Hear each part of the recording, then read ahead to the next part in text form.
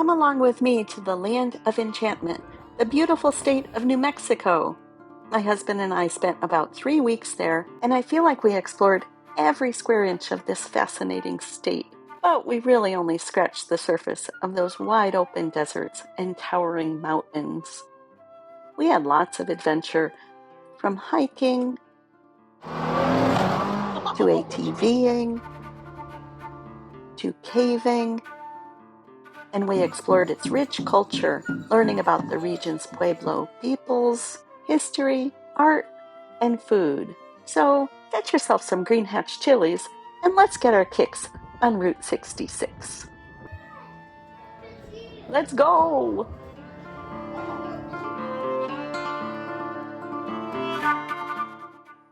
We flew into Albuquerque and stayed in a casita, which we used as our home base for the first half of our trip. As is our custom, the first day was relaxed, just getting the lay of the land by walking around our local area and having some food. But then our adventures really started, driving another mile up from Mile High Albuquerque to walk along the Sandia Crest. We live at sea level. I was really feeling those 10,000 feet of elevation. We checked out the remains of a cabin built in 1930 by the Civilian Conservation Corps.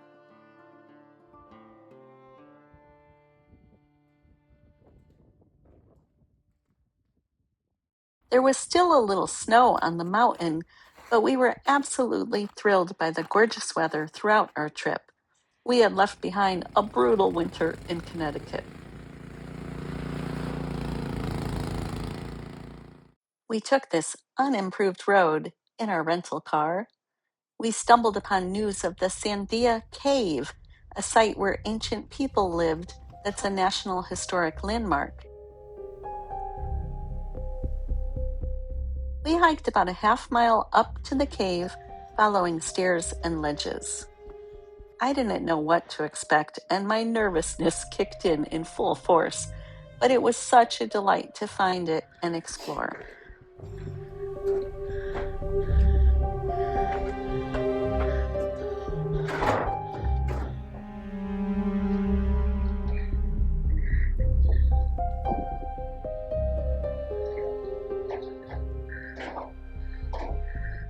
It keeps going.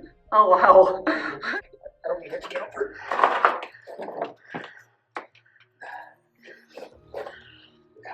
Here.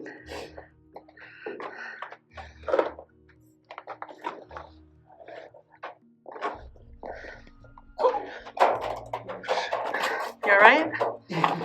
Did it get lost? Dusty? Footprints back here. Footprints. Dusty for sure. Don't go much further. Okay. Could do this like, I'm just gonna get sets. There's no drop off. It's all flat. Yeah. Yeah, it's pretty much the end. I guess go help try to fill in. All right. Secure your phone, please.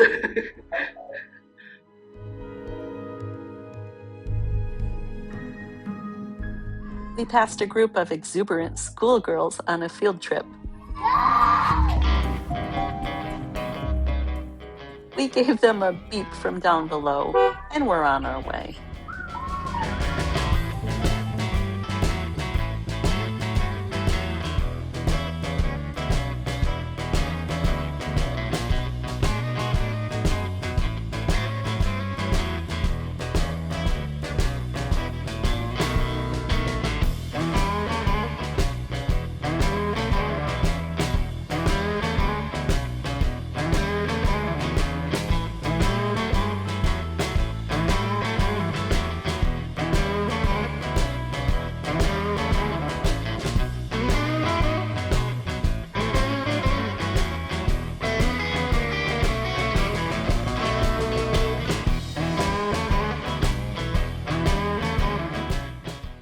Then we hit the road traveling east, stopping in Santa Rosa for lunch and visiting the Blue Hole, a cenote that is 81 feet deep and a popular diving spot It was fun watching this guy's friends razz him about his delay in making the jump.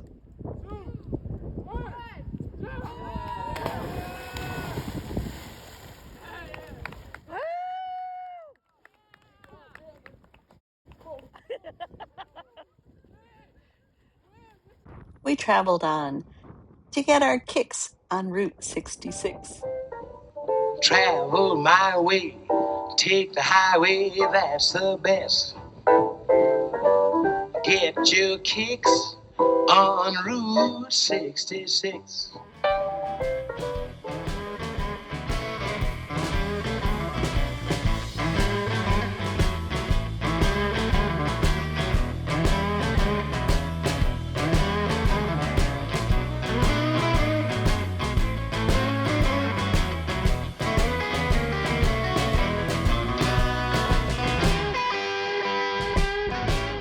Come on, Captain.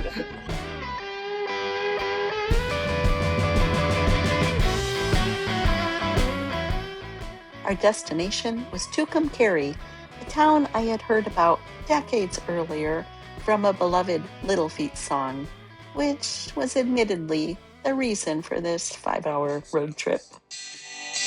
And I've been from Tucson to Tucumcari. I had to drag my husband out of the car to record this footage with the Tucumcari sign. I had failed miserably trying to take a selfie in the blinding sun.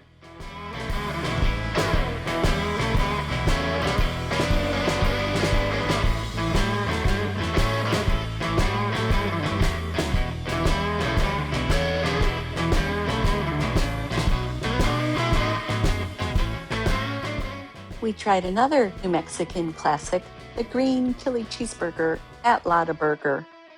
That's a whole lot of burger. I tried to imitate a photo of Skylar from Breaking Bad. We visited Petroglyph National Monument and saw symbols that were carved into the volcanic rock by Native Americans about 700 years ago. Some of the petroglyphs were carved later by Spanish settlers.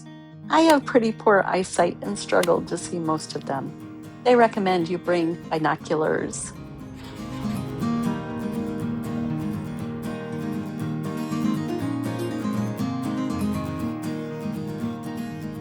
We traveled to the northwest corner of New Mexico, to a very remote area that took us onto a gravel road and then onto a dirt road to visit the Chaco Culture National Historical Park.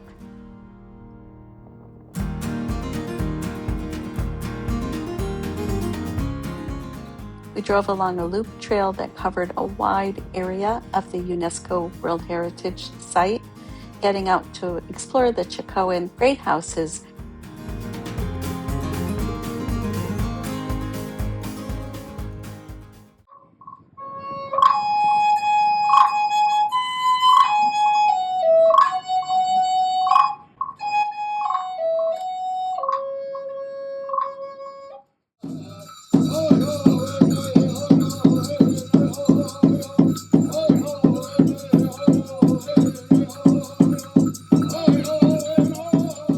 Back in Albuquerque, we visited the Indian Pueblo Cultural Center. We visited on a really special day, which was the center's Pueblo Women's Celebration.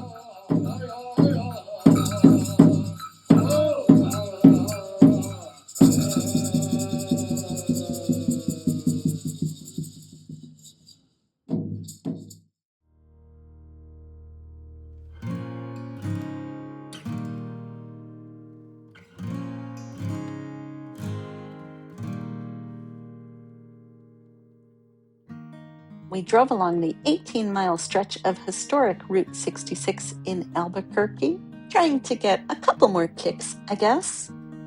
We checked out a modern, quote, remix of Route 66 with new murals and sculptures mixed in with some historical sites.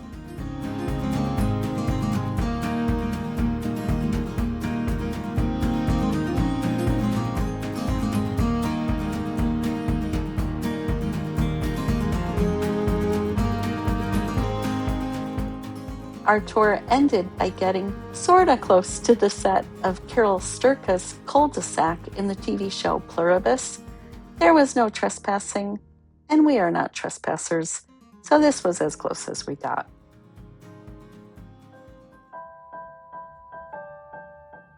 It's spring.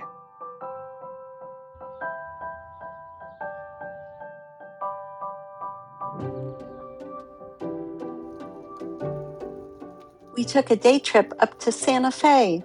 We strolled along Canyon Road, trying to take in all the artwork on display at gallery after gallery.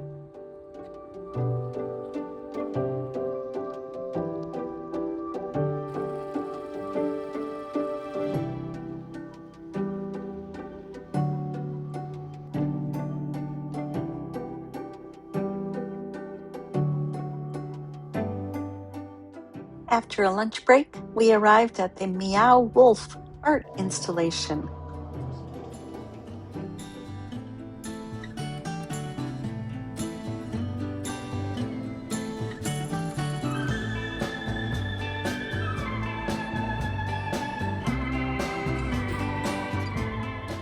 This place was about the trippiest place I have ever experienced. They described it as an interactive, immersive exhibition. We started in a Victorian house, but then we could go through portals to get to different locations in the multiverse, or, well, something like that. There is an elaborate story to try to decipher through clues left all around the massive site. We never quite got the hang of deciphering the story, but we had a blast exploring every nook and cranny of this amazing project.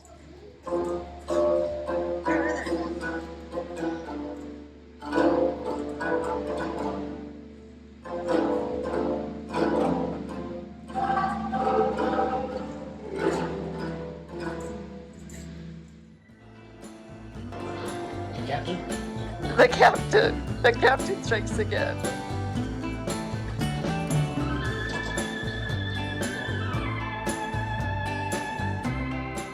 There are other installations in other cities, so I would love to try another one someday, and I highly recommend you give Meow Wolf a try.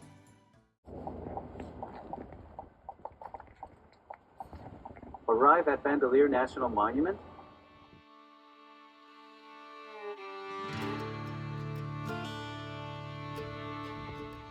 Next, we visited Bandelier National Monument, a beautiful site that preserves the cliff dwellings of ancient Pueblo people. We climbed up ladders to visit the homes in the cliffs. This sort of activity, something historical with an interactive element, is the kind of experience that I get really excited for. I met my match, though, with the steep ladders leading up 140 feet to the alcove house. I climbed up the first one okay, but then the next one looked even steeper and my fear of heights really kicked in. I decided to stay put while my husband went the rest of the way up to Alcove House. It was just as well, too, because I had a major panic attack climbing down that first ladder and was glad I didn't have to climb down all four.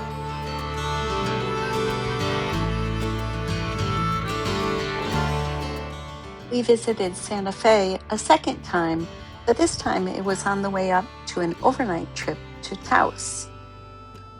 After exploring a few places in the morning, we had lunch and then visited the Museum of International Folk Art.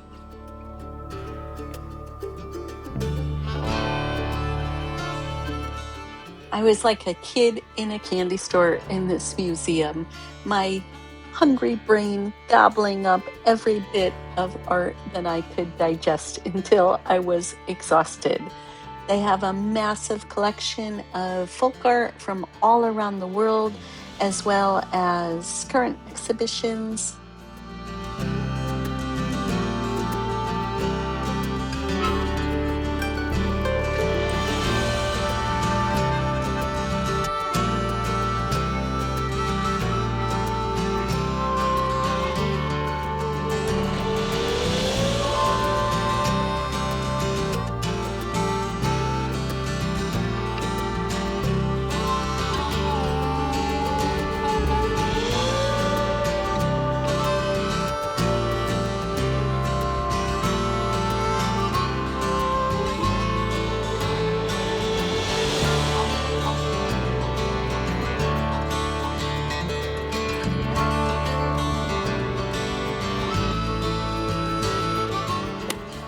in Taos, we checked out the views of the Rio Grande Gorge Bridge, and we were able to walk along the rim of the gorge for a bit before heading out to dinner at this cool place.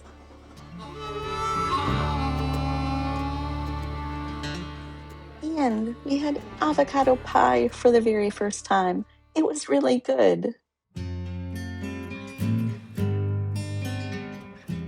The next day, we drove along the Enchanted Circle, a beautiful route that winds around Wheeler Peak, the highest point in New Mexico, at about 13,000 feet.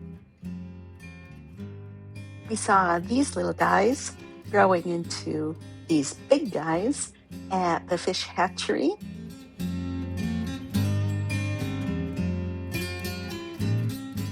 And we enjoyed the views along the route. We were following a paper map and had no GPS signal in the area. So when we made it to Eagle's Nest, we realized we had somehow missed our planned visit to Elizabethtown. We backtracked and wondered how we could have missed a town that the brochure described as having, quote, at least 7 saloons and 4 dance halls. Arrive at Elizabethtown. It turned out the 7 saloons and 4 dance halls were from its gold mining days. A few people still lived there.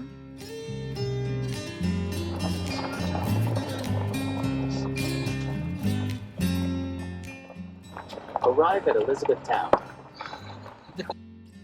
Feeling silly, we turned around again and headed south for a long drive down to Alamogordo, which would be our base for the second half of our trip.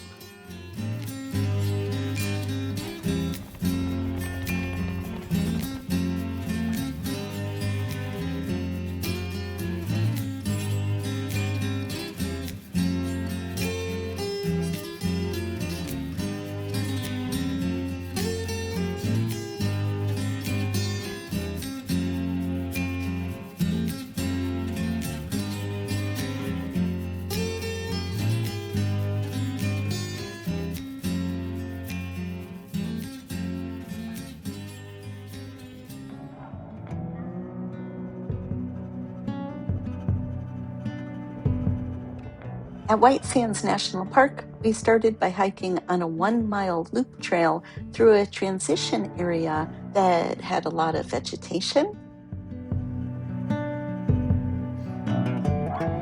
Then we drove deeper into the park. We stopped off for some sledding.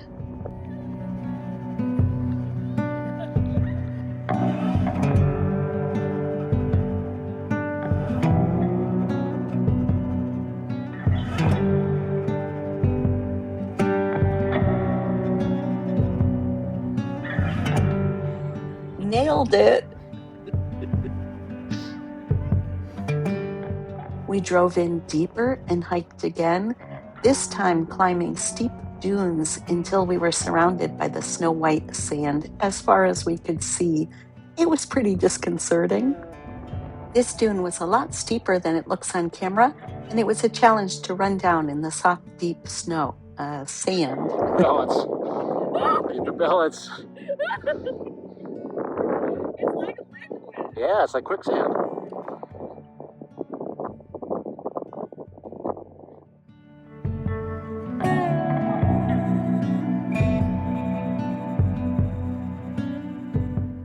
This half of our trip had a lot of extra time for relaxing, and we also got out for some hikes in the gorgeous spring weather.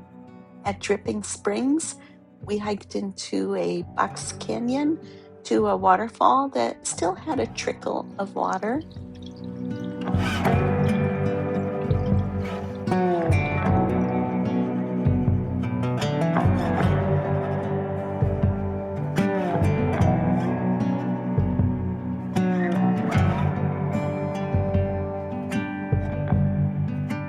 This was a really nice lunch spot. We hardly ever agree to an upsell, but the creme brulee donut could not be missed. I'll get you guys some forks. Fire, be still my heart.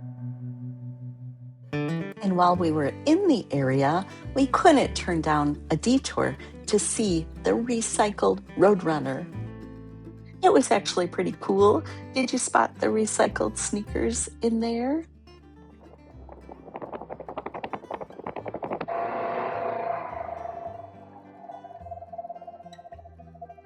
Hey, big guy. We had a blast ATVing.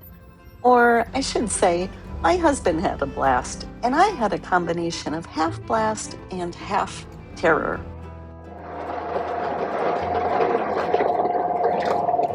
The camera will smooth it out.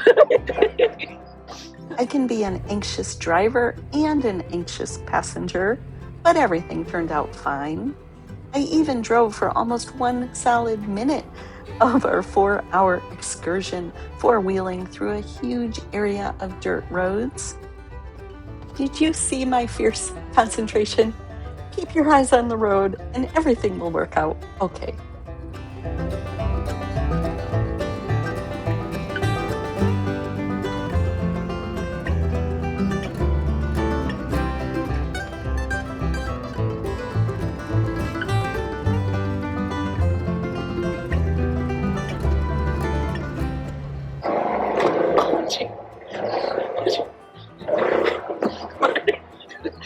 Oh, This spot was probably our toughest stretch.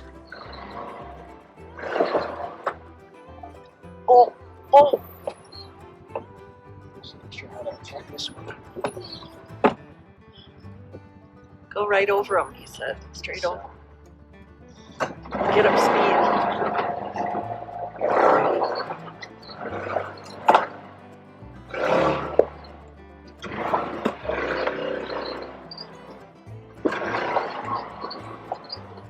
Yes. Nice.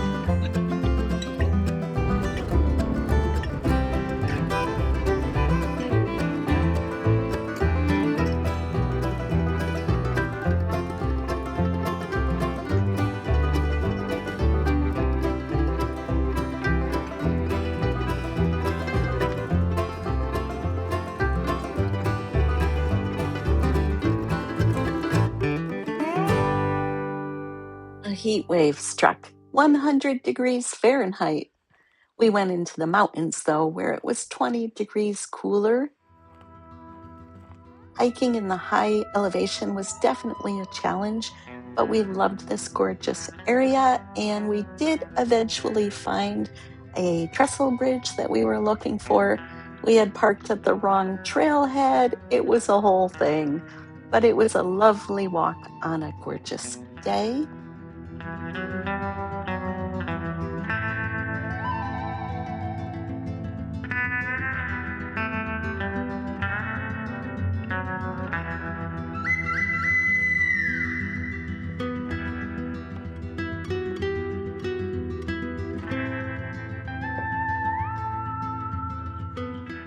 Ooh, we're in the sun. Yes, we are.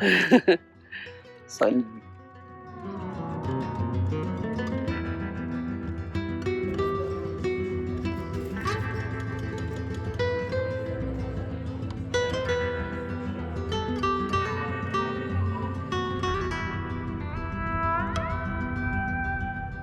Do you know where else it's good to go during a heat wave?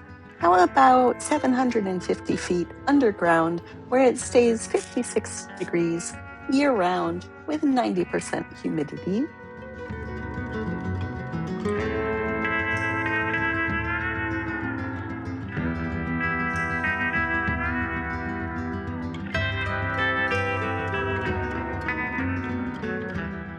You have got to visit this mind-boggling place. We walked down a gentle, twisting paved path,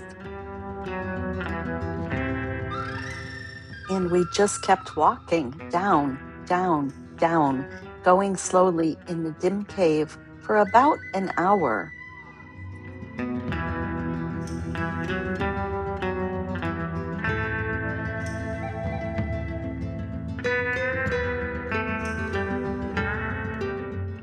Then we entered the big room route, walking along for about another hour and a half. It is just unbelievable how vast this place is. I absolutely loved my visit to Carlsbad Caverns, and it was one of the most amazing places I have ever seen.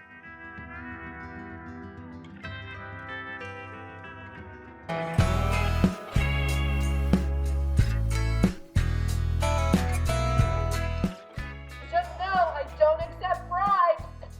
We're not usually wait in long lines kind of people, but we waited what turned out to be nearly 2 hours to try out the famed barbecue at this place. It was pretty good. My husband owed me a Sasquatch pose, so I collect it.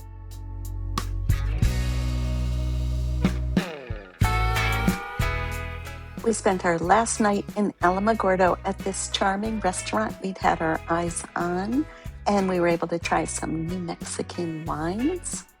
We checked out and headed north for one last night in Albuquerque before flying out the next day. But we had one last detour to make on the way. We entered a very remote area to tour a very large collection of radio telescopes for radio astronomy research. The site has been featured in a few science fiction stories where it hears messages from outer space, and I did wonder what kind of messages it could pick up. The remote location is necessary because populated locations have too many radio signals that would interfere with the telescopes.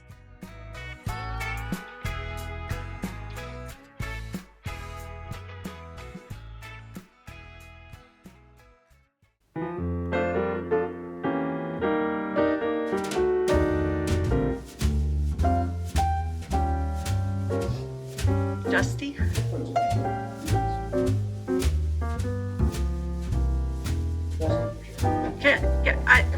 Don't go much further.